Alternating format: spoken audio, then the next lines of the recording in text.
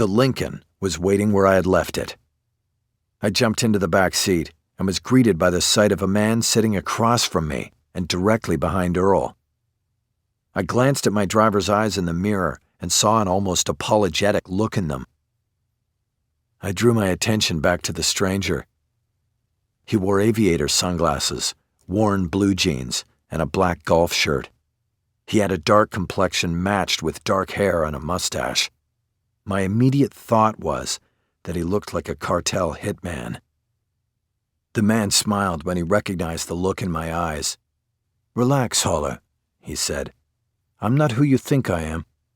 "Then who the hell are you?" I asked. "You know who I am." "Marco?" He smiled again. "Why don't you tell your driver to take a walk?" I hesitated a moment, and then looked at Earl in the rear view.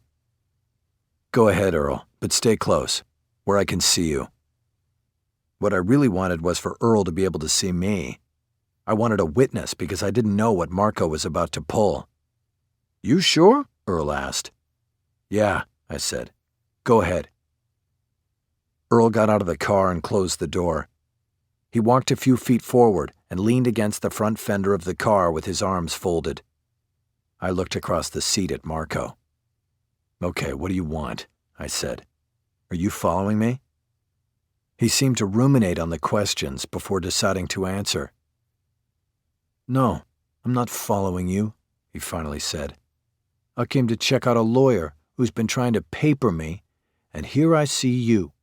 You and him working together." It was a good answer because it was plausible. It avoided confirmation that Marco had been the one who had jacked my car, and he seemed pleased with it, even though he had not convinced me. I put Marco in his mid-40s. He carried an aura about him, a sense of confidence and knowledge, like a guy who knows he's 2 moves ahead of everybody else. "What do you want?" I asked again. "What I want is to help you avoid fucking up in a major way." "And what way is that?" Marco proceeded as though he had not heard the question. "Do you know the word sicario, counselor?" He said it with full Latin inflection. I glanced away from him and out the window, then I looked back. "I've heard it said, I think."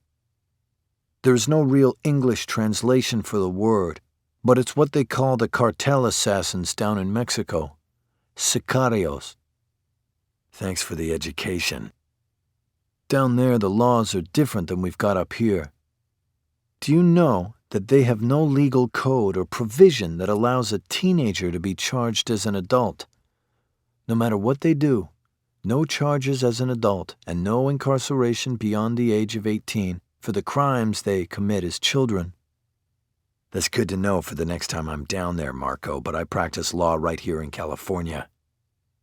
"Consequently, the cartels recruit and train teenagers as their sicarios. If they get caught and convicted, they do a year, maybe 2, and then they're out at 18 and ready to go back to work. You see?" "I see that it's a real tragedy. No way those boys come out rehabilitated, that's for sure." Marco showed no reaction to my sarcasm. "At 16 years of age, Hector Arande Moya admitted in a courtroom in Culiacan, in the state of Sinaloa, that he had tortured and murdered 7 people by the time he was 15. 2 of them were women. 3 of them he hung in a basement, and 4 he set on fire while they were still alive. He raped both the women, and he cut all of the bodies up afterward and fed the remains to the coyotes in the hills."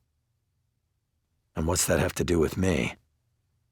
"He did all of this on orders from the cartel. You see, he was raised in the cartel, and when he got out of the Penta at 18, he went right back to the cartel. By then, of course, he had a nickname. They called him El Fuego, because he burned people." I checked my watch in a show of impatience. "That's a good story, but why tell it to me, Marco? What about you? What about the... This is the man you conspire with Fulgoni to set free. El Fuego."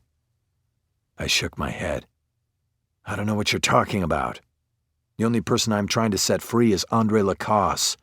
He is sitting in a cell right now, charged with a murder he didn't commit.